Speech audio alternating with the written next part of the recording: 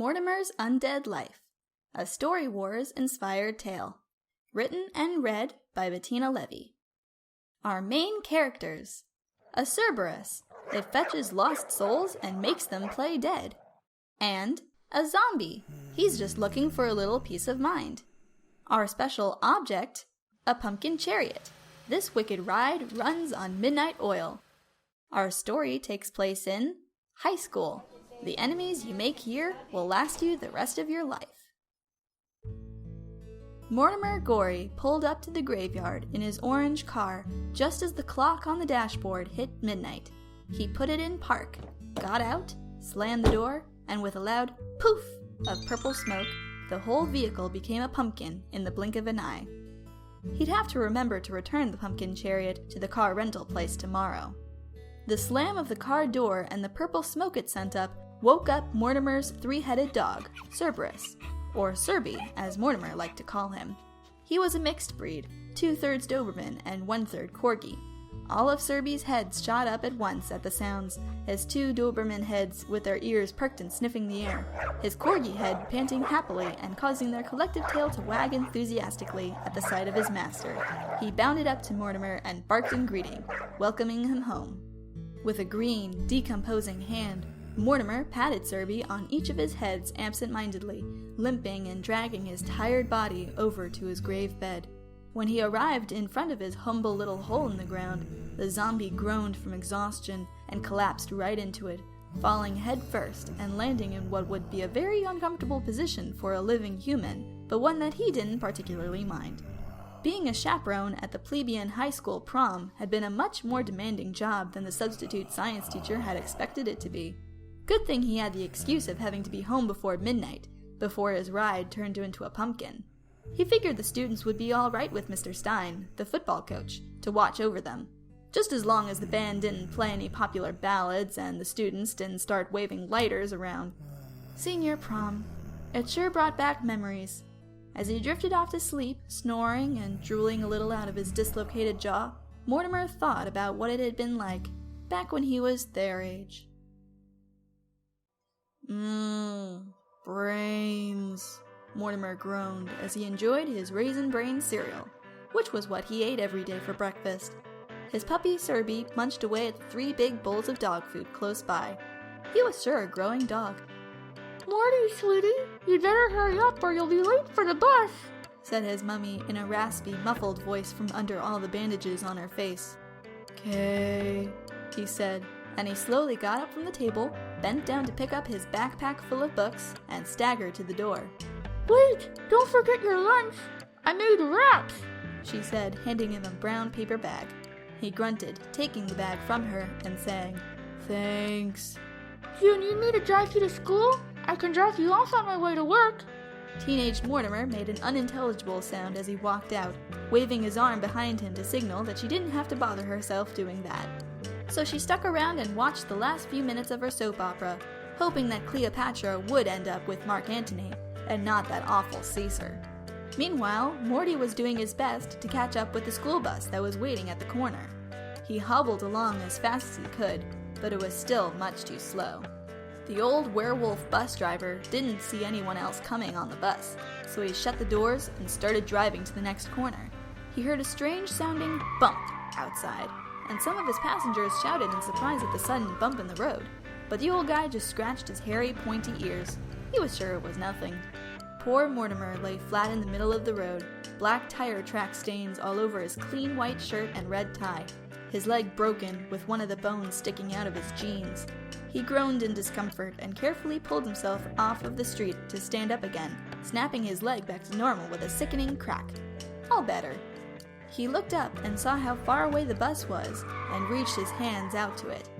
"Wait," the zombie called out, but the Wolfman driver couldn't hear him. It looked like it was another long walk to school. The principal would probably kill him for being tardy once again. Well, he would if Mortimer wasn't already dead, that is. By the time he finally made it all the way to school, it was lunchtime, so he slipped into the building and tried to blend in with the other students standing in line and ordering food, even if his mummy had already made him lunch. When he got to the end of the line, all he had to do was say, "Brains." and the lunch lady knew to give him spaghetti and meatballs. He moaned in thanks and went to look for a table to sit at. "Hey, Morty! Over here!" Mortimer turned and saw one of his best friends, a giant jock named Frank, waving him over and inviting him to sit with him. He was eating a monster sub. Staggering over and doing his best not to drop his lunch, Mortimer was eventually able to set his blue plastic tray down and hold up his hand for a fist bump. "Frank," he said. "How's it going, pal?" said Frank, pounding it. "Where were you this morning?"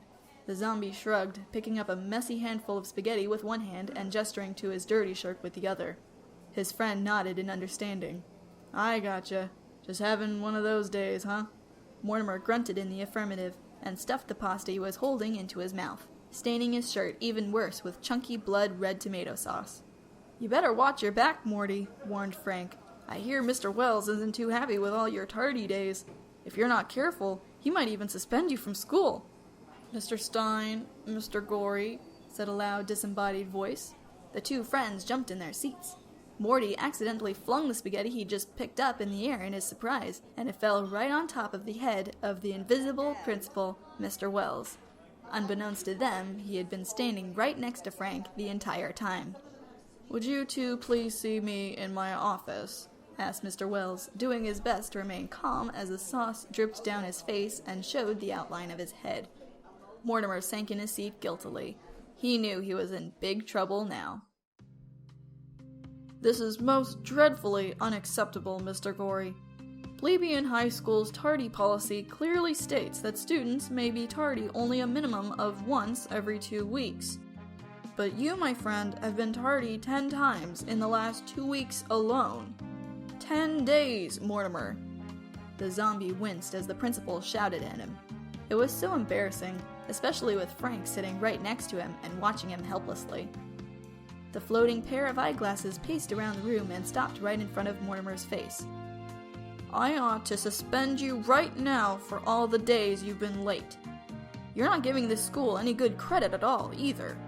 Are you aware that you are failing all your classes, Mr. Gorey?" "A's!" Mortimer protested. "Yes, Mortimer, you're a surprisingly very smart student, and maybe you've been getting straight A's on your tests, but you don't attend enough classes. I'm sorry, but this is something I simply cannot tolerate."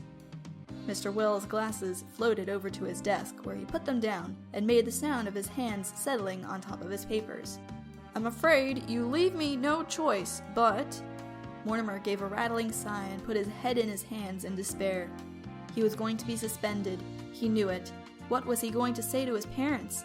"To make you a proposition." Removing his hands from his face, Mortimer looked up. Had he heard the principal right? Or were his ears all stuffed up with dry congealed blood and pus again? Mr. Wells' desk drawer opened, and a cigarette and a little purple lighter floated out of it. The zombie watched Frank turn a pale green as the principal clicked on the lighter and made a tiny flame appear. As soon as he saw the fire, Frank screamed like a ghost and fell out of his chair, huddling in a corner. Mr. Wells lit up the cigarette and took a long puff. "As you know, Mr. Gorey, we have the big football game next week against the angry mob. As we discovered last year, the mob fights dirty, and chances are pretty good that the visiting cheerleaders and spectators will bring their torches and pitchforks to the stadium. Your good friend Mr. Stein is unfortunately a big liability to the team because while he is a fine athlete, he has a fear of fire."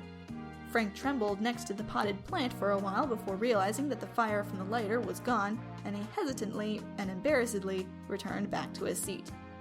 "Therefore, if you would like to help your friend and support your school, I propose that you replace Mr. Stein as part of the plebeian Headless Knights. You join the football team, and I will look the other way regarding your tardiness and your grades." Mortimer gulped. He knew that if he joined the team, he'd get even more beat up than usual. If not by the other jocks on his team, then most certainly by the angry mob players. But he couldn't let his friend embarrass the team on game day and freak out as soon as he saw a little fire. And he didn't want his parents to know about him failing classes. "Do we have a deal?" Mortimer sighed in defeat. "'Kay." With a snort and a grunt, Mortimer suddenly woke up. It was morning, and Serby was howling and whimpering at the same time, begging to be fed. Goodness, what an awful dream that had been. The zombie untangled his arms and legs and sat up in his grave bed, giving a growly, raspy yawn. He climbed out of the hole and slowly trudged through the yard, finding the bag of dog food in a big closet with all the rakes and shovels. He poured the kibble into the 3 bowls, and Cerberus attacked his food hungrily with all of his heads. Mortimer went back to the closet and grabbed a box of cereal for his breakfast. He poured the flakes into his own bowl and sat cross-legged on the ground. Thank goodness he didn't have to go to work today. He could just take it nice and easy this morning. "Brains," he said, feeling perfectly content.